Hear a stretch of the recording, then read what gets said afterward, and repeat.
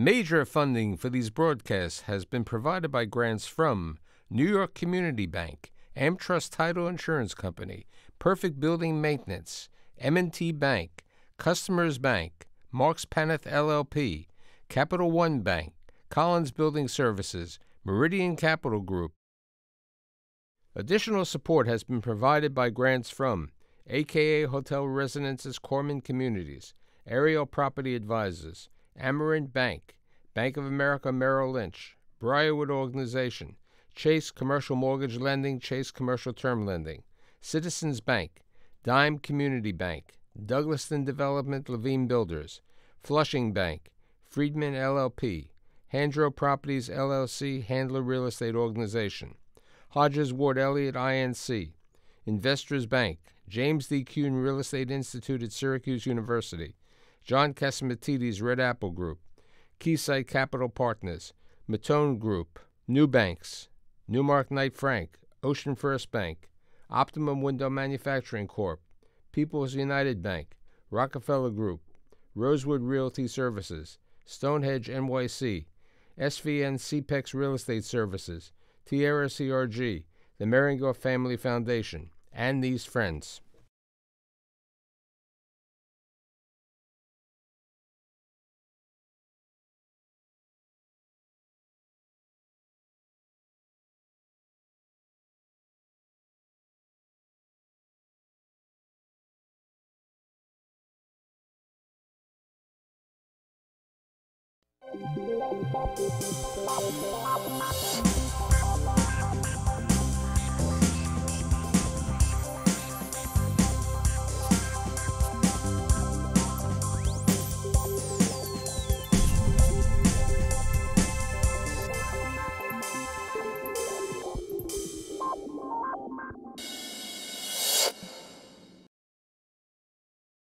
My name is Michael Stoller, host of the Stoller Report and moderator for the AmTrust Title webinar today on the state of retail. Steve Napolitano, Senior Executive Vice President. I'd like to thank my guests who are in different remote locations with social distancing for being here today. Joe Farkas, CEO and founder of Metropolitan Realty Associates. Corey Zelnick, President and CEO of Zelnick and Company. Ron Dickerman, founder and president of Madison International Realty. And hopefully, if he ever gets to us on the phone or face-to-face, John Casamatides, chairman and CEO of the Red Apple Companies. So, Joe, earlier today you sent me a quote. Would you tell me a quote, what you feel about retail? Maybe a global quote, and it's a little harsh, but it's really death comes in two varieties, and neither is pretty. I think that really speaks to the state of America right now. I think that health issue, what's going around it, unfortunately, if we can't get America back to business and reopened, poverty and homelessness and lack of employment has its own devastation and its own plight on America, and we can't have both and really be America. So what I'm hoping in the near term for America and for retail, obviously, is that America can recognize the new state of the world today, understand that we all need to cooperate and come out of our homes and wear masks and gloves and cooperate so that we can get back to business in the near term and we can begin living life again under a different situation. And the sooner I think that America recognizes that, and we all are recognizing that, we'll be in a better place. And I go back to 9/11. If somebody told you a month after 9/11 occurred, you'd have to take your sneakers off, your shoes off, empty your bags, your pockets, take your belts off, and walk through scanners every time you wanted to get on an airplane, you may not have thought that would be the new way of the world, but it is, and it's still with us today. And maybe we won't have to live with masks, going forward forever. But until a virus cure is found, that's where I stand. And if retail can't get shoppers back, retail can't really come back except for online participation. Right. You have a significant ownership in the New York City retail, the former Forest City Ratner, and also with your joint venture with the Hudson Bay companies on HBS over there. How much retail exposure do you have right now? We've got about 30% of our portfolio invested in retail, so I would call that substantial retail exposure. And as you say, it takes sort of three different forms. We're invested in urban infill retail. We own Atlantic Center, Atlantic Terminal, and 50% of the Madame Tussauds Wax Museum complex in Times Square. We have a fairly large grocery-anchored portfolio in the southeastern part of the United States that we own with a public company called Site Centers, the former DDR. And then we also have a fairly large venture with Hudson's Bay, where we own stakes in 40 retail boxes in the United States in some relatively prime locations where we are the landlord and Hudson Bay is the tenant. The flags are both Saks Fifth Avenue and Lord & Taylor. So here's the question for all of you. What percentage of tenants paid their rent for April? I've heard anywhere from 30 to 45%, depending on which landlord I've spoken to on a given day. Some with larger portfolios, that's where their numbers range. From the tenant perspective that I'm involved with, they have not paid April's rent, but are in discussions about how to handle April, how to handle May, how to handle June. So some of the checks haven't been written, but they're coming. But in terms of the landlord side and the portfolios that I'm involved with, anywhere from 30 to about 45%. Joe? I would tell you it's sub 50% people paying. Brian? So I can tell you exactly what ours have been, and that is it's ranged from 0% to 26% in the case of other urban portfolios, to about 50% for our grocery anchored portfolio, to 100% in a couple of special situations. The 0% is a European portfolio. It's actually in the country of Norway. And although that may sound relatively alarming, the good news is Norway has a very aggressive government support system in place, and we're very, very confident that we'll recover virtually all of that deferred rent. So Michael, why wouldn't Costco pay their rent? Why wouldn't BJ's Wholesale Club pay their rent? Why wouldn't Target? Why wouldn't Walmart? You've got extreme wealth in a lot of these retailers. Not everybody's been blown up. They should pay their rent. They have a moral obligation to pay their rent. It's the smaller, more non-credit tenants that are at risk, and particularly restaurants and bars. So that's kind of where I come to my number. Ron can speak more directly, and he did, about his own portfolio. The gym and the boutique fitness world, they've been crushed. They were on the short list of getting shut down right away, and they did. And although they're supposedly on the fast track when we come back, supposedly May 15th, I don't know if that's New York City, but in general, they're the next wave.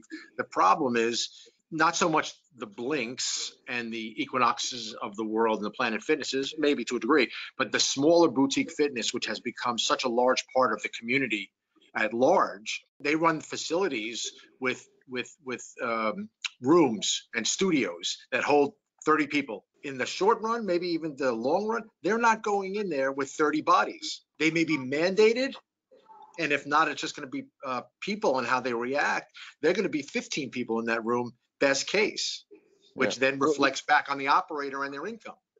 Look at the movie theater business, Michael. Right. AMC getting crushed, close to bankruptcy. The movie theater business in and of itself was a very marginal business.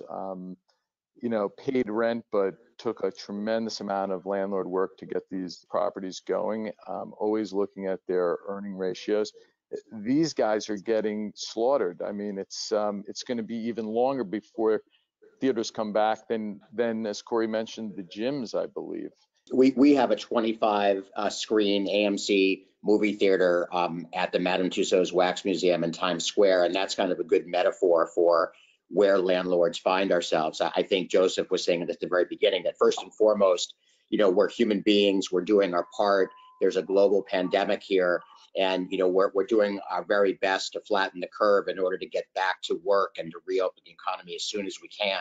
On the other hand, you want to be able to come back to something. So, as it relates to our situation with AMC, we're very empathetic about their plight. And we want to make sure that even in bankruptcy that they choose to stay in our location, because we think they're an integral part of the property. And I think, as we also acknowledge, movie theaters were very marginal businesses, as Joseph said, even before COVID. You know, look at the stock of Netflix, hit an all-time high yesterday, along with Amazon. So it isn't as if this is the new normal. This has been building up for quite a long time. And obviously these trends are being exacerbated in a very significant way by COVID. I would also caution a little bit just about making these blanket statements about what the world's going to look like. You remember, the day or two after 9/11, how horrible that was, and how people thought, well, would I ever get back on an airplane? And how office users were looking to lease office space in the base of the buildings because nobody wanted to be in the tower. Now think about Hudson Yards and all the tenants that are on the 50th floor. And no one even says boo about getting, or no one said boo about getting on an airplane. And some of the small changes we've had to incur in terms of taking our sneakers off. I have a view that once there is a vaccine and COVID is in the back burner, that will return to a lot, I would say a lot, of our historical practices. But the fact of the matter is, we're talking about the short and the medium term, about what the residual effect is going to be. And I think Corey was making some observations about fitness centers and capacity. It's going to happen in restaurants and movie theaters. And, is there ever going to be a full crowd at Yankee Stadium? I would say 100% yes. But before that happens, there could be a baseball game without any fans at all. And then after that, there could be a baseball game with only 50% of the stadium filled, by design. Yeah, I think the initial statement that we all agree on is, in the near term, we need to get bodies back moving so that retail can survive in some way. The death will come if this state of influx continues for much longer than anybody really can imagine. And how do we do that? And why are some retailers permitted to be open today and others are not? If social distancing is the answer to the near term, I mean, we really need to help other retailers get going faster and sooner to try and save some of these businesses and employees. I mean, I think that's something critical. We're looking at the department stores. There was an article in the New York Post on Wednesday by the president of Saks talking about the changes in the way they foresee the operation. People with the cosmetics, people trying on clothing. How do you see the changes in the repositioning of retail? The strong retailers will get stronger. The weak retailers will die. Those that don't evolve their product offerings and create something experiential and new are going to die. And the fact of the matter is, that was a trend that was already happening, but it's been exacerbated dramatically by COVID. We think that the retail business is in transition. One of the key elements of our venture with Hudson Bay is that we think many of the retail boxes that we own in locations like Beverly Hills and Las Vegas Boulevard and North Michigan Avenue in Chicago and Westfield, New Jersey, Stamford, Connecticut, are likely redevelopment candidates. We felt that when we made our original investment, sort of a covered land play with a retail tenant. But on the other hand, now we believe that with even more clarity and believe that the redevelopment opportunity is even more compelling. So we own two different types of boxes. Some of them are urban, as I described. Others are immediately adjacent or integral to major, highly productive malls. We selected those locations on purpose, but it's very likely that they shouldn't be big box retail. They should be scraped, and there should be something else. So we're in the process of evaluating what those issues are. They're probably experiential, they're lifestyle, they're food and beverage. They may be sort of health and human service type tenants. So all of the above. Right now, pick a phrase. It's a reset. It's a new normal. And like Ron was mentioning, the strong will survive by their ability to adapt. The conversations I've had with the smaller food operators that I deal with and the larger food operators I deal with, it's about how we're going to do things next. And next may mean a lot less seating. It's going to be more grab and go than sit down and congregate. And so that means a smaller box. And it's just adapting to what goes on today versus what was happening yesterday. Ron, you have large targets. Yes. Do you see the change going back to the smaller stores, like what Target has been doing over the last couple of years, the mini Targets? Well, we see it in our grocery portfolio. I think the whole footprint of the grocery store is changing dramatically. And if this crisis has done anything, it's ingrained in consumers the ability to have home delivery of these items. Amazon is crushing it. Their stock hit an all-time high yesterday, and they're fortifying their sourcing and supply chain distribution channels to become stronger than ever. So I think where you're going to see it is in the average grocery store, where any dry good, anything that can be delivered to your front door, whether it's a box of cereal or flour or paper towels, you don't need to buy that in the grocery store. You can get that delivered, through Amazon and anybody else. So I think what you're going to see are smaller footprints in the grocery store. They may be fulfillment centers for home delivery, and I think that's a business which is going to change dramatically. You could also see smaller, floor plates of Targets as they get, deeper into the neighborhoods. I think that's definitely a trend that you're seeing on the front end. With regard to e-commerce, there were a number of stores opening up e-commerce locations as brick and mortar. Do you see the companies continuing that mechanism, or do you see what, like Burlington, who happens to be a large tenant of yours, Ron, an excellent tenant, a good operation over there, going specifically to the bricks and mortar? Because it's a really good question. I mean, clearly this whole COVID crisis has accelerated sort of the race to the internet, and internet penetration is rising drastically. But it's absolutely a fact that retailers know that physical stores and an internet presence is additive to only having one of those verticals. So, why are you seeing Amazon open up Amazon Go? Why did Amazon buy Whole Foods? The fact of the matter is they understand that you need physical stores. Warby Parker is another example. So many people that buy soft goods or specialty goods on the internet are disappointed with the quality or the fit. So at the end of the day, there needs to be a combination, and that is an additive sort of retail strategies. I guess they call it omni-channel. So the fact of the matter is, we see more retailers bolstering their internet presence. It's an absolute requirement, but not willing to give up all of their physical stores. Prior to COVID-19 taking place, some new tenants were coming into town. And do you see these retailers thinking of continuing to come into town, or they said, let me play it safe and not come into town? Well, I'll tell you something, I think the food category is going to remain strong. It may shake up a little bit. Smashburger had 2 small stores here in New York City, but they've decided they want to be in town. They've opened up in the Bronx. They're going to open up a couple in Manhattan. And so they're saying, hey, this is an opportunity, and we're going to continue to forge forward with a game plan. Speaking back to your e-tailer commentary, I think we're going to go through the next phase of available opportunities. And so some of those, maybe not startup companies, but startup from the brick and mortar perspective, are going to have opportunities to come in and test the market in some locations that are probably already built and ready for them. And so it'll be a little bit of an easier way to stick their big toe in the water. So I think there's going to be a confluence of that going on.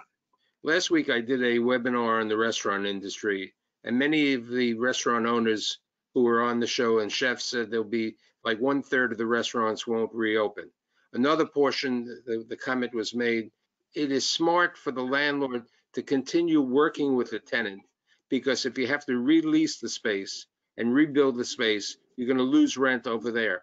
Is that your philosophy? And Corey, do you see that happening with some of your owners that you represent? Yeah, what's interesting, Michael, is that we haven't really discussed, the nature of these deferred rental payments. Are they forgiveness or forbearance? And it comes back to exactly the point that you made, is that, we landlords, as being, part of the food chain, have every incentive to promote our tenants' health.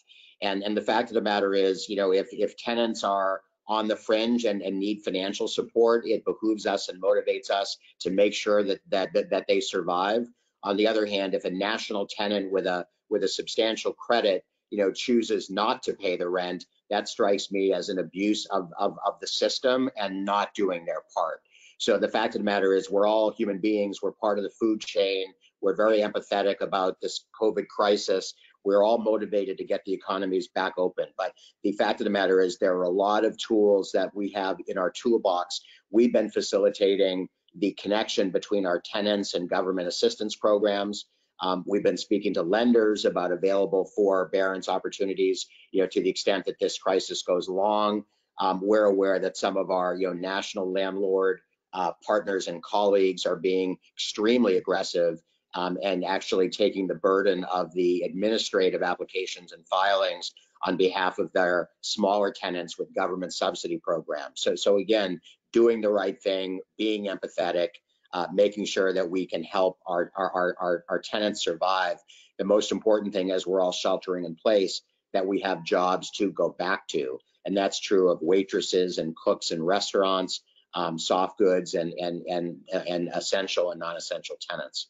Yeah, this entire problem and fixing it going forward is all about one thing. It's about communication. That's it. The mom and pop, the one-off restaurateur, you're going to bring him in when you're allowed to bring him in, or you're going to speak with him and you're going to talk to him. You want to understand his problems beyond the fact that he has to close today. What is his outlook on the future? What is ours, meaning his and the landlord's perspective, where they want to go and how we can work on it together? The landlord may have made an initial investment in that guy's opening up, so he may want to stay behind him and try to figure it out going forward. The mom and pops are a little more challenged when it comes to the deferral process, because when things start up again, like one of my guys likes to say, July 1st, if in fact we started up on July 1st, he's not going to be serving 2 lunches. He's still going to serve 1 lunch. So it's hard for him to pay that money back. But on the other hand, Panda Express, a very large company, and we represent them, we're having conversations because they shuttered all of their 11 New York City stores. We've had 11 conversations, and it's about deferral. They get it. They're big boys. They understand what's going on. Let's figure it out going forward. Let's be partners. And then I take you right back. It's all about the communication, because there are tenants out there that I have heard anecdotally that are calling landlords, big credit-worthy tenants, that are just given the, hey, I'm not paying. In many cases, some of the mortgages that you have are with special services where you're not dealing with a banker, okay? Or the special servicer says you can't put a subordinated debt on the property. Now, if you have a deferral and you place it at the end of the mortgage on the property, you may have increased the exposure to the lender. It's a double-edged sword. How do you see that?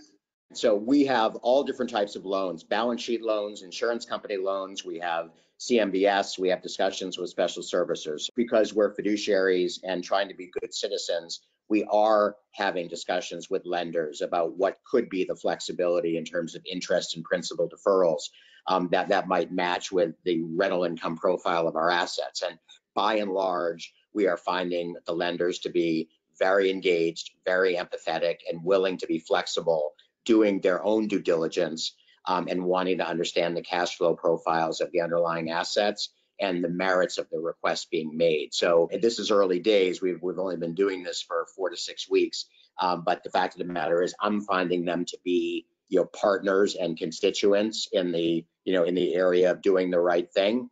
And at the end of the day, we're all hoping that we recover as close to 100% of either the rent or the debt service which is otherwise due.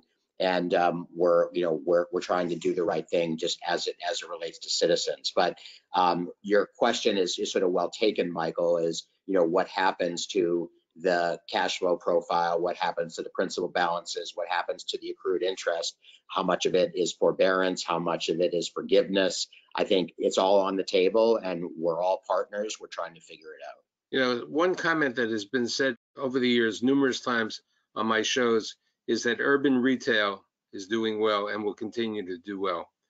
You have a significant portion Corey, you represent the number of people in the boroughs. I think the urban retail has great potential after the COVID and after a vaccine. I concur that urban will be strong. It may be pared down. The markets are going to be pared down because there's going to be a lot that comes back to the street.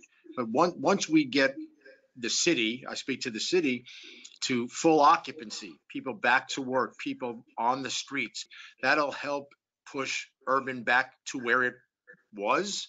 And then the future will come rather quickly. There's going to be a pent-up demand. Is this going to be like the prohibition area? I don't know. Heard an interesting story out of China. Hermes opened. First day they opened up to the public, they did $2.7 million in sales. One day. So there's going to be demand, and urban is us, and urban is where the people are. So I think urban will catch up to its old self sooner rather than later, although I don't have a specific definition of what sooner is just yet. So in the terms of what Mark Twain said, when people said you were talking about my death earlier, that it took place, the death of retail is not going to happen. Okay, I think things will change. We have to adjust in the same manner as we adjusted after 9/11. And I'd like to thank Ron, Corey, Joe, who's not here. Thank you to AmTrust title, Steve Napolitano, for helping us put the webinar today, and see you in future webinars and future Stoller Report shows. Thanks again. Thank you so much for having us, Michael. Thank you so much. It.